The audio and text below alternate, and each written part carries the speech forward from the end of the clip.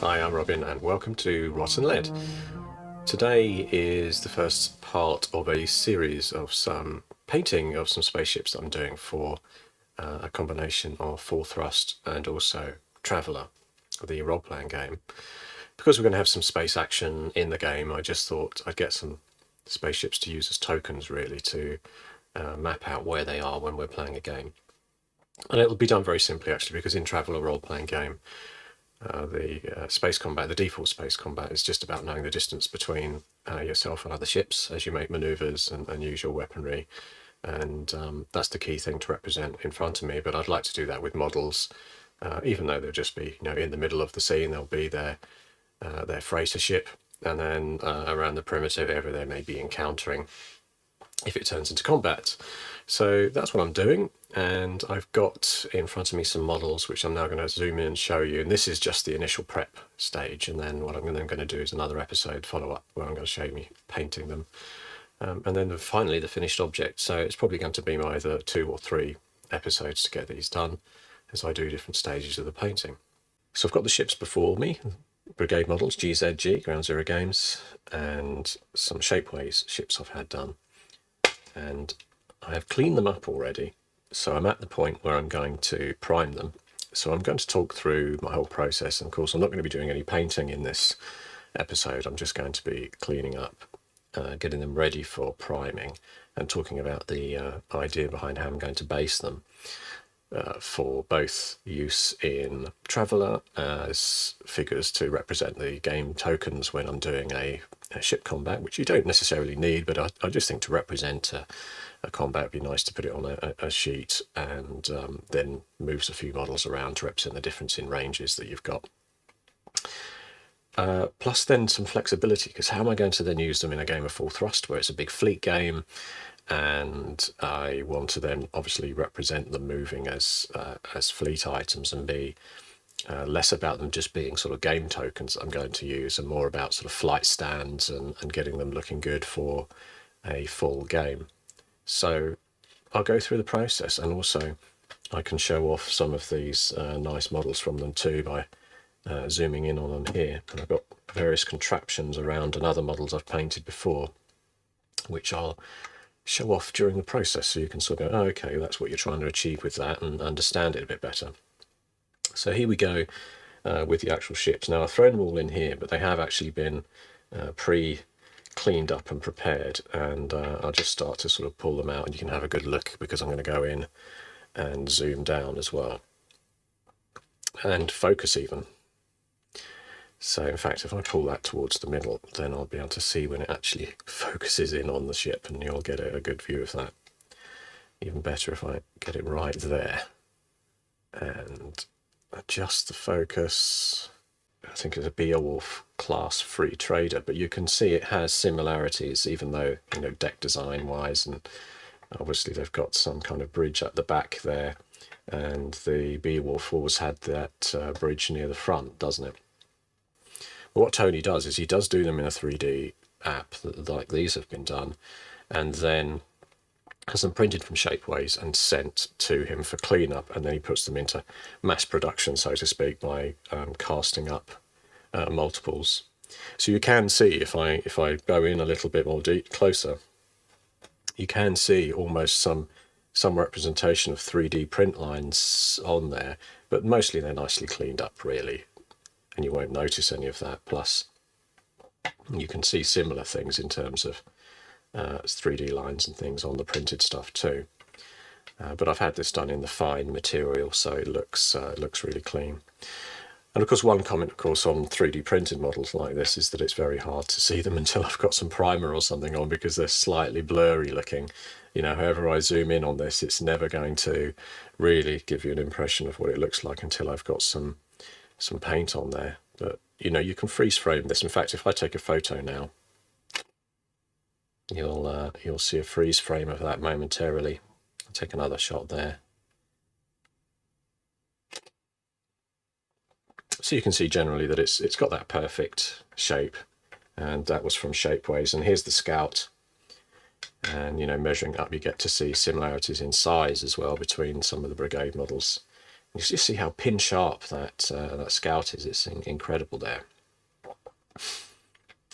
I don't know whether the connoisseurs of these things will probably know. Oh, the scout should be at least 20 foot shorter or something than a Beowulf. I don't know whether they're all to scale, but I think they are probably to scale. I mean, there's a ship's boat as well, which I got mostly because it was a bit cheaper, but it was still, given the size of it, it was quite expensive, I think, to have what is essentially a little tube there.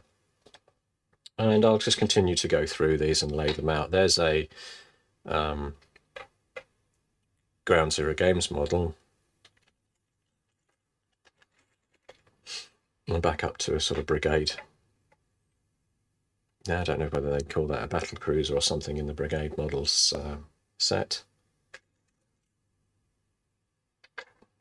I do like these ones. I think these are in the Chinese range on the Brigade side. There's something about these that really ticks a box for me in terms of the shape. In addition to obviously these guys too. I think they're European fed or something European. This range, and you can see they match the not that one, but they match this sort of triangular form all the way through.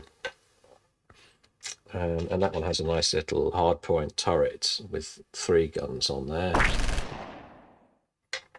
And I rest it in. Obviously, it's not been glued. It will get glued in there. Probably point it forward because it looks. Yeah, probably when I glue it, I'll probably just point it straight forward. And then this range, which are I think, as I said, they are the Chinese ones. They go down quite small to these sort of forward wing ones as well.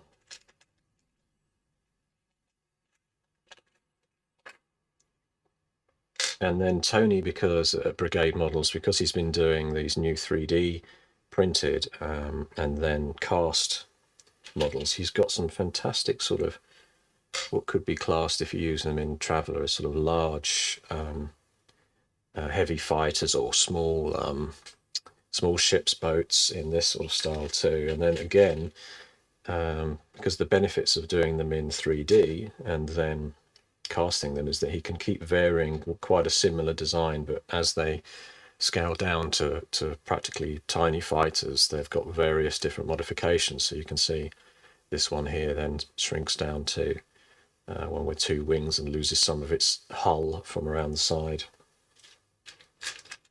I think there's an even smaller one in that range, you can see, which is really just a single seat fighter then. Again, very nice one there in terms of the look and feel. So I won't pull all of these out because many of them are the same thing. Because I went, okay, I'll have a dozen of the fighters, several of the little ships, and you can see again in this range, which I think are the Chinese, as I said, from Brigade models. You can see how they scale down in size as well, but keeping that same theme. And obviously what Tony then does from Brigade is on his 3D software is sort of shrink them down, okay, and go, oh, right, I'll have the same thrust system on the back for the maneuver drive, but I'm going to shrink it all down, plus add some extra details. You can see how that then evolves up to the biggest size here. As you can see, I've bought one because I like it, even though it has that traditional, just that narrow hull. It feels really Traveller-esque to me, in the sense that it's I'm not saying everything in Traveller is simple in terms of hull type, but they have a kind of practical nature to things when you look through the Traveller classes of ships that have come out over the years. And I just like what they've done, what Tony's done with this one. It's got some nice detailing along the bottom. And then you can just see some hard point weaponry on the side, something on the top too, so maybe a missile turret. So again, it fits nicely along what might be that kind of Beowulf class size, and could be a similar trader of sorts that's maybe slightly more heavily armed with like 2 or 3 hard points, sacrifice some stowage and storage location and for better weaponry. Oh, and then they get even bigger. So in this range, I think this is a German ship from Brigade, and you can see it's relatively a long old one there, and again has the sort of multiple missile hard points along the top. So this is a true military style ship. but I still feel that, you know, even though this is sort of a fleet game scale, it's still a good demonstration of something that would fit in if you were playing more or less fleet scale and more traveller style of fighters versus merchant ships kind of thing. So it sort of doesn't depart from the scaling for me. Now, for the life of me, I can't remember which this faction is, so sorry about that. They have obviously this wing configuration on them, and I believe this one is from that faction. I'm not 100% sure, but like a scaled down version of this that has the sort of wing configuration. And another thing about weaponry wise, I mean, those look like quite, I mean, you could even say this was a fighter, couldn't you? This particular model here, because it has the dual weaponry on the side. But scaling wise, it is more fleet size as it stands. It has a nice sort of extra detail underneath. And again, that's part of being a 3D printed model. Got a crow going there in the background. I wonder if you can hear that on the mic. But yeah, that's a nice nice model too. And back again where I was saying with this, I think these, as I said, these are the Euro models from Brigade. You can see scaled down again, there's another cutout, but it's basically the same sort of hull, the same sort of thrust at the back. And I like that too, because that ties in with manufacturing ideals, doesn't it? You can say to yourself, right, the manufacturer of this range of ships, whoever they got the contract for, said, okay, we can build up different classifications for you, merchant sized or armored merchants or non-armored merchants kind of thing.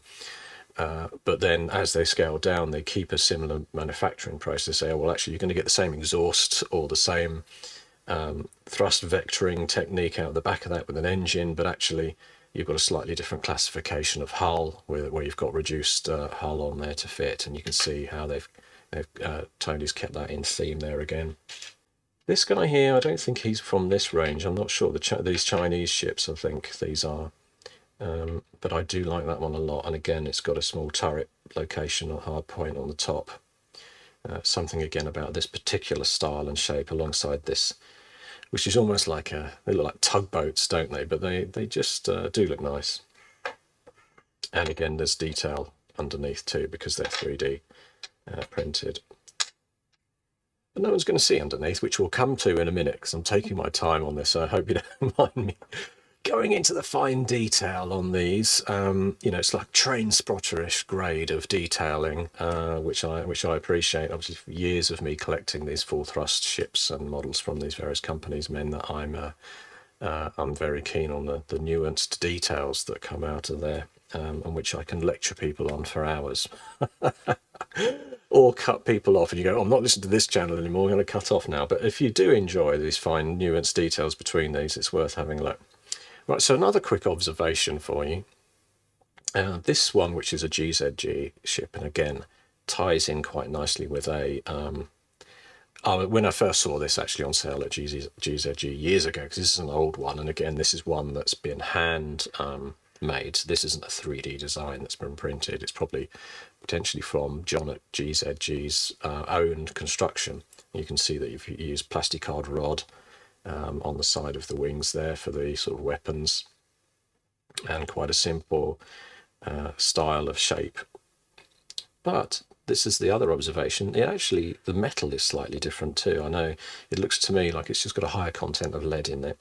It's not end of the world, but you can just see that greying there is, and the noise it makes. Some of these ones will have a very fine chink. If you get a couple of GZG parts together, I think these potentially are both from GZG, and you get that dull. So that's a little dull noise because it's slightly, I think it's slightly higher lead content. Nothing wrong with that, of course, as long as you don't chew them, you're okay. So keeping going here as I pull these out. There's another one in this range of the nice sort of fixed wing looking ones. Sort of pull them together as well.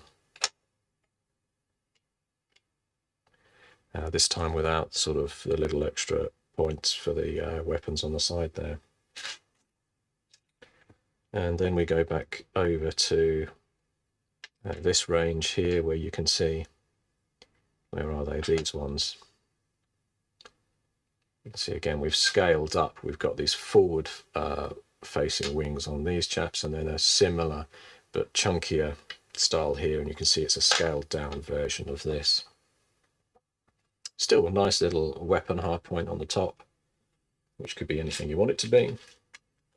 So, well, that's a reasonable start. I do want to get some of these other Ground Zero Games models out, and some of the smaller fighters as well, just to show you some of Tony's fighters and just the configurations of them, particularly like this one. I wonder if I can zoom in. There it is. So you may just want to pause when you see something like that and want a closer look, but you can see very fine details, great little fighter, slightly larger are these ones themselves. You can see this looks like the ship on the Alien film, the Escape ship that drops out. It has that sort of look and feel, doesn't it? I guess that's then scaled up all the way through this this range here. Oh, and there's a chunkier version of that. So basically, there we go. We've gone up. That's not from that range, I don't think, but these two, you can see how that's bounced up to a slightly larger size of the same thing from Brigade there. In fact, that one takes like a dish on the top, a kind of sensor array that sits on that small peg, which I don't think I'm going to use. I just like that ship looking as it is, quite clean there. Another small fighter or two. I've got quite a few of these small fighters.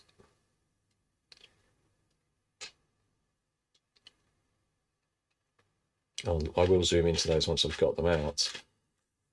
Smaller grade fighter again, so this could almost be like an automated fighter or something, because it's so small.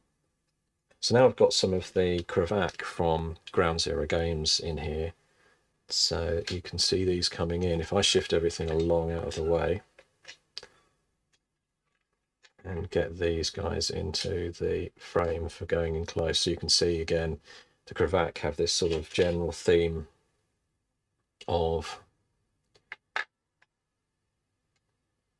these sort of paneling on the side, and it makes them very distinct. They could be like an alien race of some kind. Well, they are an alien race in GZG. They're the Kravac. They're the kind of slightly Predator-esque looking race. Now they have those sort of hard points on the top, and then very tiny either missile, which I'm going to pop one in so you can see it, either missile or gun. So yeah, it fits on the top. It's not very visible there, but there's a small weapon mount, and then there's a kind of more of a flush weapon mount, and they have these hard points on the top and underneath, and there is no way I'm going to glue them underneath because you just won't see them in the game. But you know, obviously whoever made the 3D original shapes for these decided to put the hard points on the top and the bottom, and you can see there I've just popped the weapon. It needs gluing in. I'll glue those in before they get primed, and then the what looks like a sort of missile or larger pod on that one, I'll do a mix of those.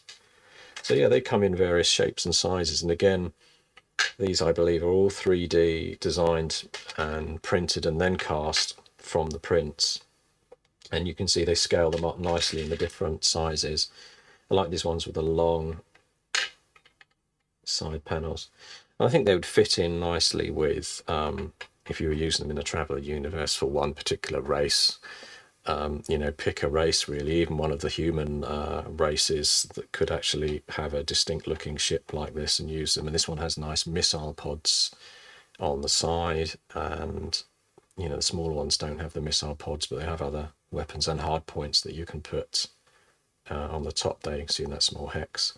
And just to show you the underside, which is just as fully detailed, there's a location for the peg, but then another hard point there which you could angle out backwards, but I say I'm not going to bother putting those in underneath because they're so hidden away, especially since there's like an exhaust on the back there as well for the maneuver drives. And this is a GZG one, and I wanted this is a trader ship, and it actually has sort of a merchant ship. It has these two pods that one goes on each side that need gluing on. And I just thought that would make a nice either refueling pod or just a big, you know, gas transfer or water transfer merchant. You can see just as I put that out, it is just a sort of core, and then the section goes on the side like that. To glue two of those on, one on each side. And these are the smallest of the Kravac ships. I must admit, cleaning them up was quite hard, these small ones, both Tony's and from Brigade models, and John from GZG.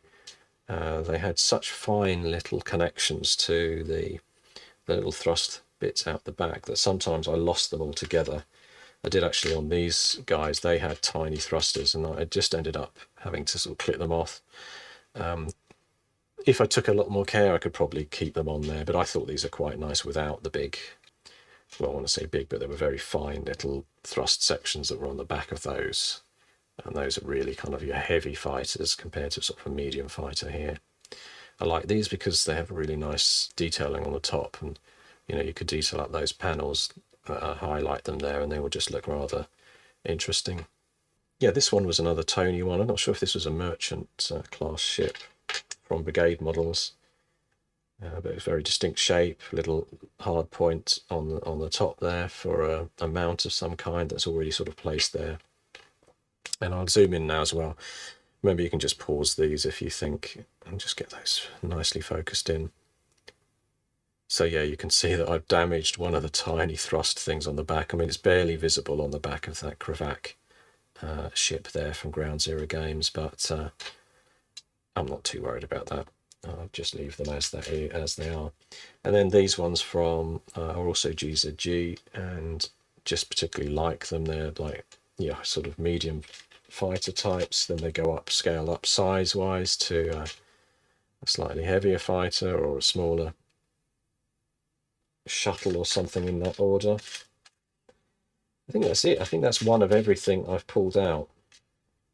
Yeah, so these are the small. Those are all GZG, Ground Zero Games as well here, and fighter class.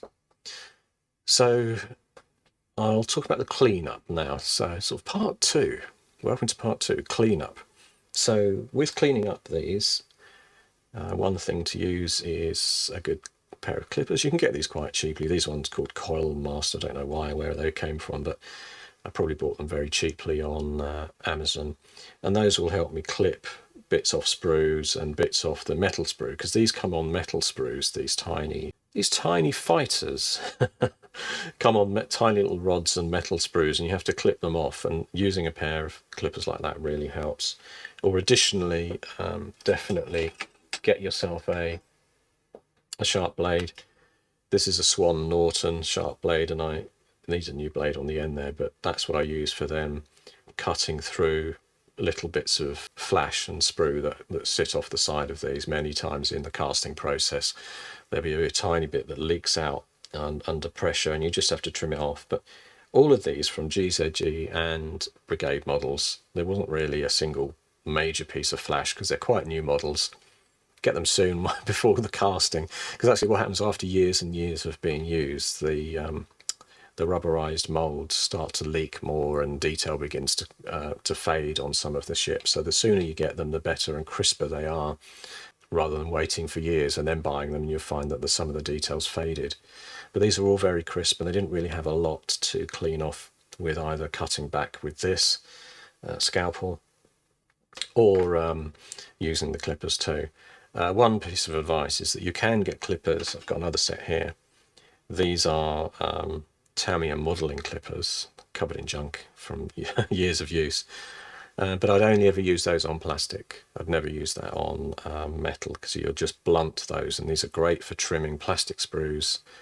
Then these ones are just handy because they were cheap, and it's handy then for clipping metal, and you will blunt them eventually, but since these were probably about $4 or something, like a cheap pair, they did the job. These Tamiya ones tend to be a bit more expensive because they've been specifically sort of pulled together for clipping plastic sprue. So just be careful if you do a lot of plastic sprue preparation and then you're going to do some metal work. Better to use a cheap pair rather than ruining your plastic sprue clippers. And of course, lots of people do plastic sprue models these days. And so cleanup, apart from that, involved me using some sanding sticks. So these emery boards, These ones particularly are handy because they have like a big side that you can just rub along the, a main section. But then if you want to get into a finer area, you can use that too. So if I was on this and I decided, oh, I need to go up in the corner there, I can then flip it around like so. Or the bigger piece on the side. Now, one thing about these is even though they're 3D cast and then, there we go, but all the way down the side of that front section, I've sanded back quite vigorously because there was a mould line that ran directly across the centre all the way around the ship. So all the way around it had a very fine mould line, and because when you see the next episode or two of this, I'll be airbrushing these and then painting them as well. I don't want that seam between the casting sort of plates of the two rubber plates that squeeze together around this when it's cast. I wanted to just clean that up, so I did quite a vigorous clean up along the side of there. Some bits are a little less, what shall we say, a little less fine because I've just sort of gone at it with the file. That works out nicely. Oh, and the other thing I did have is some cheap ones of these diamond grade. And if there's a stubborn piece on the side, I would grind with that and then switch down to this sort of emery board. So the more time you spend on this initial prep, the better the final result will be. It's always that way, really. But over onto the, so these are the 3D cast on Shapeways models, and I will zoom in onto that so you can see the detail. And you can see it has the hard point and a turret on the top, and it has one underneath as well, and a hole for a peg of some kind. One thing I found with these is that the seam line, somehow in production, it needed quite a lot of cleanup around the edge, some fine sanding with that emery board, and around the back too. I've subsequently sort of washed them in a sort of bath of washing liquid detergent and warm water just to scrub off any dust and things. But there was a little seam that had built up, something to do with the manufacturing of a rounded edge at this fine level of detail on there that just needed a sand. But otherwise, perfection. I mean, on the top and everything, there was no sanding or anything needed. And in fact, if you took a board or anything to it, an emery board, and started to sand along the top, you'd end up removing a lot of detail very quick because it's a soft material. And the Scout as well up close there too. So I'll put a link down below in the description so you can see the Shapeways store, the Brigade model store for the bulk of the ships here, and the GZG stores for the smaller Kravac ships mostly there, and some other fighters of theirs. So don't worry, you'll find out where these are from if you're interested. And again, even that ship's boat has quite a large peg hole underneath there for basing onto a stand. So I think that's everything about the prep, using nail files, using these emery boards, which you can buy from, your local cosmetics, or you could get them on Amazon or anywhere. Definitely have a blade as well, a good strong blade, and I always get these Swan Norton steel ones. So right, next step. So one thing I'm going to do now is put these all on a piece of cardboard. And the reasoning for that is that they're going to get primed. So priming, how does that happen? So basically, I'm going to just lay them all flat on a piece of cardboard like this, and in fact use a primer out of my airbrush called Surface Primer from Vallejo. They're Italian, oh no, they're Spanish. Nearly said Italian. Vallejo, Spanish. And they do a whole range of goods, paints and materials. And these surface primers I've used for years, so I quite like the colour. I'm going to use this German Panzer Grey rather than black, which means then I can airbrush up another lighter colour on top of that to pick out some of the details. But I won't go into that right now, but just saying now, surface primer wise, I use this kind, which I will then sort of decant out of this pot into my airbrush for a later episode, obviously. So yeah, I'm just going to put these all on here, keep them spaced apart, then they're going to get blasted with that primer, then they're going to get flipped onto their backs very delicately after the first layer has dried on the top, and then I'll spray underneath as well. And then the idea being, really, I'm never going to then approach the underside again in terms of painting, because I'll just leave it black and I paint the edges and the sides and the top, and you'll never see that underhull unless you picked it up in your hand, flipped it around. So that's the first tip. Don't worry about the undersides, as I'd say. I've never really painted underneath on my ship. Sometimes I might put the bulk colour under there. So if I was going for a red or a brightly coloured ship, I may put a quick spray underneath of it to give you the impression that it goes under. But mostly I'll just leave it. So that's it. That's my next step, taking them all off and priming them. So this is a key part of this process, which is basing. How am I going to base these once they're done in a way that makes them possible to be easily painted and airbrushed, if it's an airbrush that's happening for the particular paint stage that's going on them. And then in game, how do I base them as well? So as I mentioned before, I'm going to be using them for some traveller, small scale operations. So I might only have a layout that's about the size of this desk, where I'll print out a sheet and represent the different range brackets and move the ships, potentially with their trader class, because the characters in my game have got a big mortgage on one of these, I think Beowulf they call the class free trader. That'll sit at the center of the map, and I'll be potentially doing it streaming online with them. So I tend to use this same setup I'm using here, so I can zoom down, I'll show them a gridded map with the different ranges, and their ship, like this Beowulf, might sit in the middle. And then, if they're dealing with a fighter or something that's coming in, it'll be at a different range bracket. And as they roll to either engage with it or maneuver around it, I'll move the ships. But to do that, I don't necessarily want them. I'll get one of these stands out here.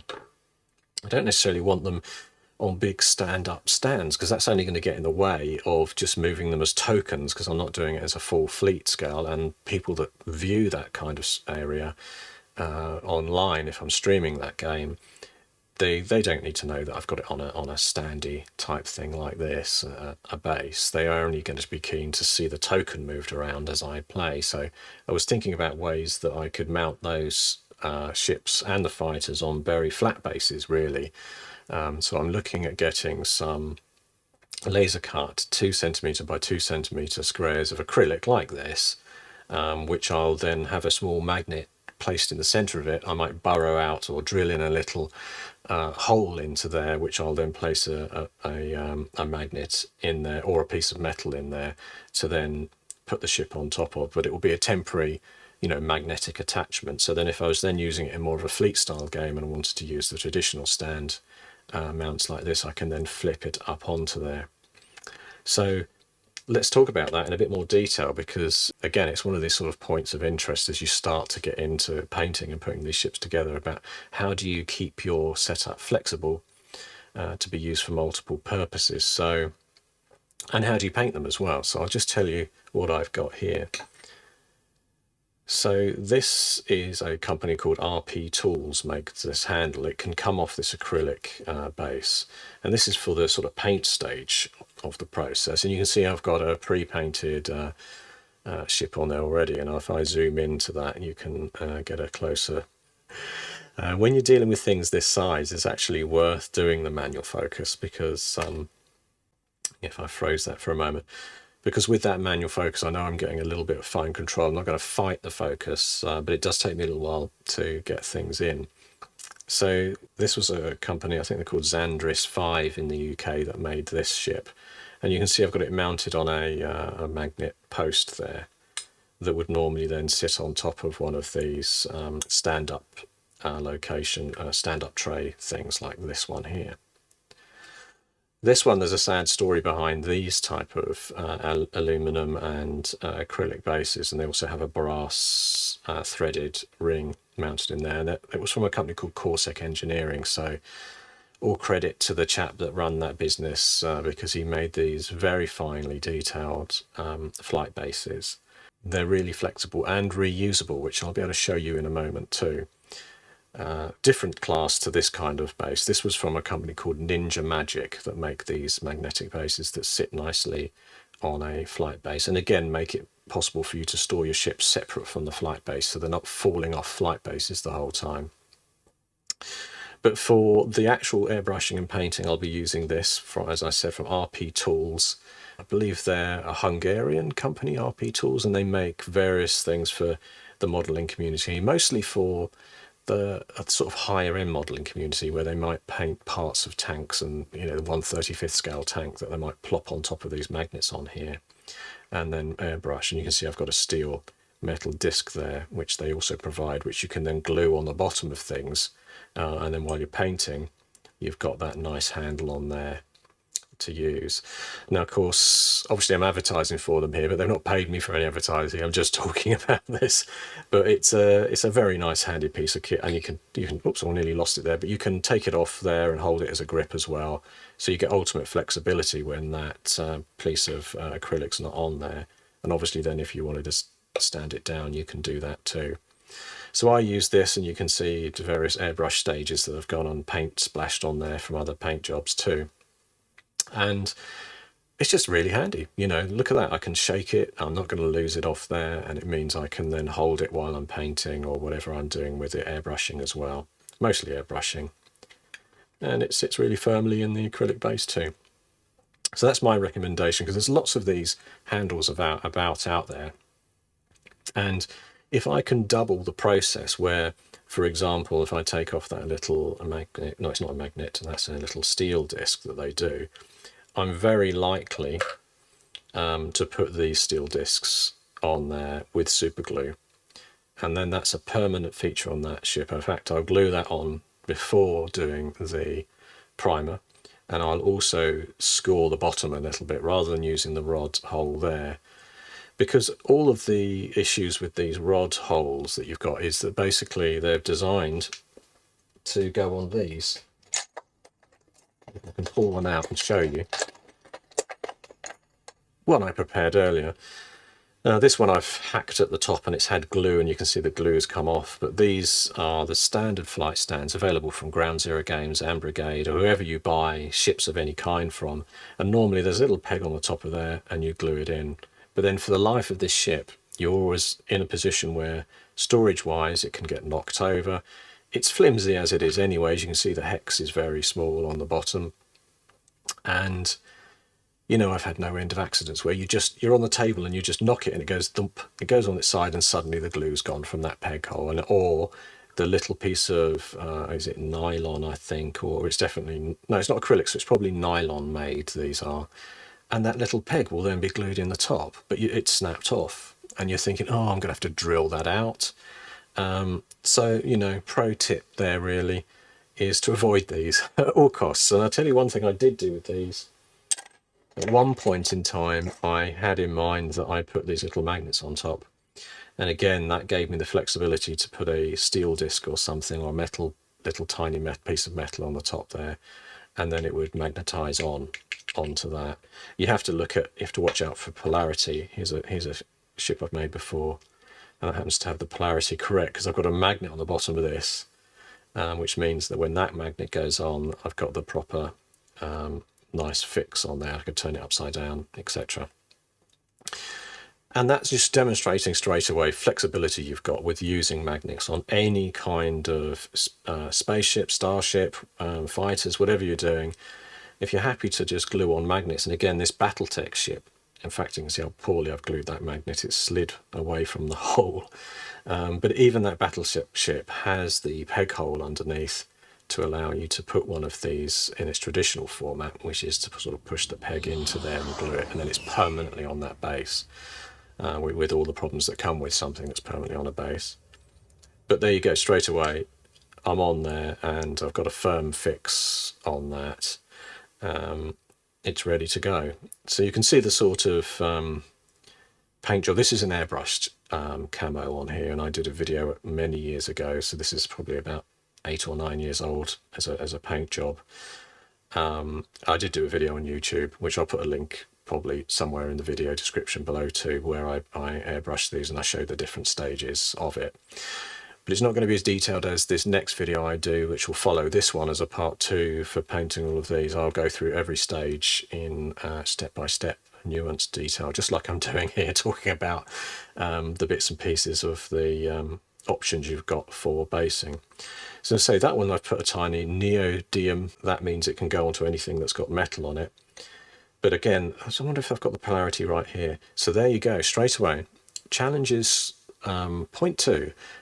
If you are putting magnets on the bottle, not steel discs or metal of some kind on there, steel of some kind, and then you've not got the polarity right between that and this has got a magnet on the top here, you've obviously got a situation where the two things are going to not attract. So straight away have a think about that. You could do things like you could have one of these or something like this set up all the time with the right polarity, because you know that you mount the magnets always with either the north or south facing, and then you could do the same on the base here. So you could get around that by just being careful, but you can see for whatever reason when I made this I didn't sort of consider the fact that some things are not going to have the correct polarity. So bear that in mind as well as you're sort of gluing things together. My way around that is that all of these larger ships are going to get the metal disc underneath because it's nice and flat. It's going to provide a really strong pull against whatever magnet I put on there. And so, yeah, that's what I'm going to do. All of these big ones, I'm going to find a space underneath. Now, the risk is that you may end up potentially like that one having a little bit of overhang, but I think considering the size or the flatness, which is about 2mm, yeah, it's a 2mm disc, it's out of the way, it's under the ship. When these wings are up like this and you've got that on a flight base, I mean, you'd really have to look hard to find that steel disc being the piece that connects this to the mount. And as I say, the sad news is that the Corsac Engineering who made these, the chap fell ill last year and died at the beginning of 2020, I think. So he stopped manufacturing because it was a hobby business. He was running it as a small business just on his own and made these. But I will show you the anatomy of these because you could make them yourself if you get these discs, and you can find the right little brass fittings on there too. Or other companies make them. So Litco in the US make these type of bases as well, and they do them with sort of nylon clear stand pieces in there. So there's lots out there options for you. You don't need to just obviously hunt these down from Corsac. But here's a really key point. Again, really good pro tip this is. I use these for every game system I've got. So if I show you just in a moment, I shall just grab from beside me here a different ship. So this is a completely well, when I say sci-fi, it's still sci-fi, even though it's Victorian sci-fi. So this is a ship from my published game called Imperial Skies. The ships are made by Brigade Models. This is one of their earlier ones, a Japanese ship, which I painted up for my book, because I published the book Imperial Skies, and in doing that I did a paint guide in the back of it as well, so I kind of went through all of the masking and doing the sort of striping on the hull and everything, and then the detail levels on here too, and that's gone into the published book. So another plug there for one of my published raw sets. I'll put a link to how you can get hold of that as well. So basically it's a Victorian lighter than air ship game. It's got fighters and a whole lot in there, but the point I'm making is that I can take that off, pop it down away in its box nice and safe away, and then I can come back and go, okay, if I've got the polarity right there, which I have, pop a Starship on there. I've got one base set up here ready, and that isn't a great fitting on there, is it? Because the peg kind of almost takes over. When it's up like this and you're watching it in a game, you can suspend your disbelief that it's floating in space still. Yes, I mean, generally speaking, these new ones here are going to, as I said, have the steel discs underneath like this. So when that steel disc is attached on there with the ship glued to it on the top, it's hidden away. Then when I'm playing a Victorian sci-fi game, I can then use the same base because I've magnetized it without fear of this falling off all the time because it's glued on and it snaps or what have you. Yeah, so it's just great being able to sort of switch between the two. And I'll show you some other examples of larger ones that Corsac did. Here's a whopping great base that he did with the extendable magnetic top on there too. And again, there's no harm in you getting you get a ship on the top of that, and you can extend that out to any height. Brass fitting in the bottom that screws in there, so you can remove these as well. You don't have to store them all on the base. You can just unscrew it and you're away. Of course, for a larger games like this where you are making things higher on this post, you need a much larger bottom base to prevent topple during the game as well. So they made various different ranges of size and that, and I know that Litco do again make different sizes of these nylon bases so that you don't have to just have the one set size. And this is a different use case now, but I've got a magnet. This is a carrier from the Imperial Skies game, British carrier, and I've just glued some aircraft on there to sort of keep it looking interesting. This one has a magnet underneath. So again, I'd have to make sure the polarity is right for this. And there you go, I've got straight away, I haven't got the correct polarity. So you say, what can you do with that? Because potentially you're going to end up with that hitting you for a few different issues. If you decide to put magnets on the bottom, you can, on some of these bases like this one, you can remove the magnetic piece, which is this, it's got a magnet on the top. Then they have non-magnetic little screw-on connector pieces like this. So again, it goes onto the top, and that means that that strong magnet that I've got on the bottom there with this Albion ship, again, I mentioned very well, if you've been listening since the beginning, I mentioned I can never remember the name of the ship, so I would have never known that was, I knew that was a British aircraft carrier, but I would have never known it was the Albion, which is what Tony calls them, so I write them underneath just to never forget. So there you go, that magnet's gone on there, and it's a reasonable fit. I mean, that's if you whack it, it's going to come off, but you could potentially, I mean, I've gone upside down with it there, and it's still on. But these, obviously for this game, the Imperial Skies, the ships tend to be quite large, and this has got a large metal plate on the top that fits on the bottom hull as well. So the bigger these things are, the stronger the fitting needs to be. So back to that, if I show you that, I wanted to show you something about the Japanese ship that I was pedalled out there a minute ago. I actually put on the bottom, even though it's quite large, I put one of those base pieces on. So then obviously that gives you the option that if this piece with the magnet is on there, it's just going to clip on like that, and then it's hidden away underneath on the base. Or you can actually go to these and remove the screw on bit there and then screw in yourself. And you can see that the little rubber ring on there means that it gets a nice firm fit. And that, I mean, that is just never going to come off because, oh well, the glue could go, there's glue between that base and the ship. But because I've screwed it on there, I've got a perfect fit. So how am I going to do it? So I've got before me, obviously, these ships, and the way I'm going to do it in particular with these is I'm going to use these metal discs.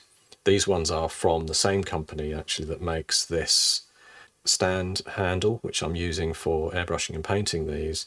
And then I'm going to, obviously it'll super glue on, it'll stay on there. And for this large to medium size of ship, you know, that's going to clip on there for airbrushing.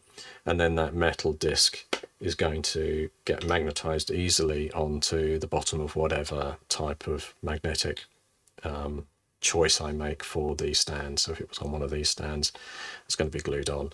That's what I'm going to do for these medium and large size. But what do I do when you get down to something a bit smaller?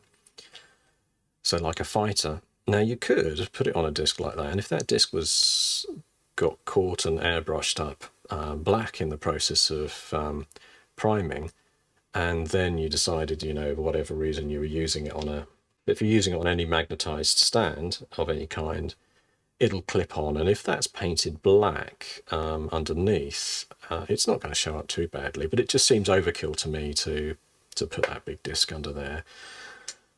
And I've got other options. So as the part of the process for putting my Imperial Skies game together, I had some of these acrylic stands made that Tony stocked some at Brigade models, and you know, you can put the fighters on there, or just even as what I've done before, I put these fighters for the Imperial Skies game on here, and I just glued them on with super glue. And then you've got a single magnet in the middle there that could go on one of the bases easily. So, you know, you've got it on the base. I haven't put this, I should have put that little peg on there. Let me put that peg back, or the magnet back, if it works. Some of these magnets are ultra strong, so it's worth watching out for that. Screw that onto the bottom of the base here. And because I put a magnet in this here, it clips on nicely, and then you've got a sort of flight going. Now Tony at Brigade does, and I think GZ Jude do them as well. They do some flight type bases. You don't have to use these clear acrylic types. But there's one issue with this, which is obviously they're painted, they're glued on.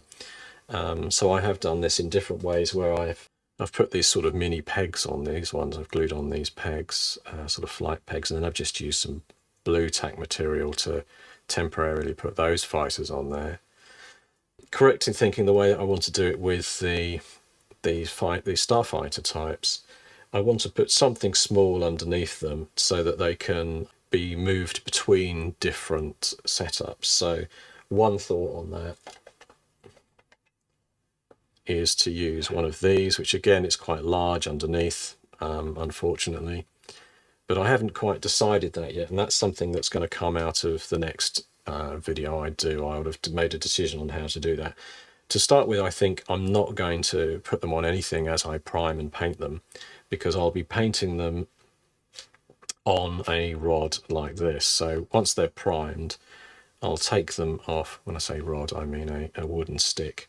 You can either use this kind, which is just sort of your lollipop stick, or even one of these coffee stirrers. You know, grab a few of these when you're in a coffee shop. You can blue tack on there as well, and I just use this tacky material. We call it blue tack in the UK, and you can just stick some blobs of that in a line on here, and then you put these fighters on, and that gives you the base of being able to paint all your fighters at once in one stick. So that's what I'll be doing at the first stage, is just getting all these similar fighters lined up, all on a piece of blue tack on there for airbrushing. And at which point, I'm not sure, as I say, I'm going to work on the idea of, with the fighters, do I mount them on magnets? Do I put a small magnet underneath? Or do I use some other method, or even just not leave them with anything underneath and just blue tack them onto things where I want them in a group? So if I'm going to use these fighters in a Traveller game, I'll be using them as individually based fighters on these little 2 centimetre square pieces of acrylic that I've ordered. But if I'm using them in a fleet game, I'll just want to represent a fighter squadron on one base. And if you're representing a fighter squadron on one base, you will want them on something like one of these pegs like this, with potentially up to 5 or 6 mini fighters dotted around. I've only got 3 on that one, but I can put some more on across there, or use a different basing method. Just get that back in focus so there's something to look at behind me there. Yeah, so some flexibility on being able to move them across different base types. Mostly I'm going to use these steel discs, which I've got a whole pack of those in this tray over here to use. There'll be enough in there between the different ships that I'm doing. So those will go on. If I don't want to use those discs, I might screw, for the very big ships like this, I might put one of these pegs underneath with that glued on, and then that gives it that option to be screwed on to the Corsair base, or to just magnetize it on, because that's it's magnetized piece of metal on there. So that's another thing I might use, because I've got a whole box of these as well to fit on the bottom, and it's a little bit smaller than the disc, but it is obviously more in your face, being a larger piece than this small disc. So there they all are, ready to prime, and so I've just used a piece of cardboard because it's reasonably stiff to carry them between here and the airbrush booth. And as I mentioned before, it'll be the next episode of this where I show airbrushing and also the priming, and as I work through, so you'll see them evolving on as they slowly get painted. What will happen is they'll all get a prime on top, then they'll be flipped once they've been dried for half an hour or so to make sure there's absolutely rock solid dry on them. Then I'll flip them and then I'll use the primer again, the surface primer on the other side too, so that they'll get coated on both sides. Two things just to mention, obviously there's some like this piece here that will be a weapon sort of hard point that glues on the side of that ship here, and these other ones, like there's a turret on this ship here, plus these sort of gas storage or water storage cylinders, liquid storage, will go on this trading ship too. I'm going to glue those two before they get airbrushed. Oh, and the very tiny little pieces down here, which are the turrets to go on the hard points on the Cravac ships over here, they'll get glued on as well first. So just letting you know that everything gets glued together before. So hopefully that's enough information for you. There's one extra step which I did do. That's after I put these through the cleanup process and sanded them down. Obviously you get sort of fingerprints and oils and things on there from that cleanup, as well as some dust appearing on there. And all I did with that is stick them in a bath of vinegar, white vinegar, just not much at all, just a little layer of that in a jam jar. Drop them all in there for 2 hours, and that really cleans off any oils or any release agent from those as well, and gives them a really good bite to take the primer on there. It's a step you can completely ignore, because when I took them out of that bath of vinegar, white vinegar, I then put them in some warm soapy water and just cleaned them off again so that they were sort of ready to use. And of course these ships, the ones that printed off Shapeways, they were only put into the soapy water for a quick cleanup before they were padded down and dried and then left to dry. So hopefully that's been useful for you. Sorry if I've dived into too much detail, but I like to sort of cover off every angle of how I'm going through these steps, and you'll see when I go to the next one I would have glued on any magnets or bases I'm doing, and I will have had the primer on there as well, and I'll show that priming process and then the next steps before I get onto airbrushing them as well. So watch this space for that episode, probably in the next week or two, and it'll follow on the link to the next video if you want to use it. So thanks for viewing, and have a great day. Goodbye.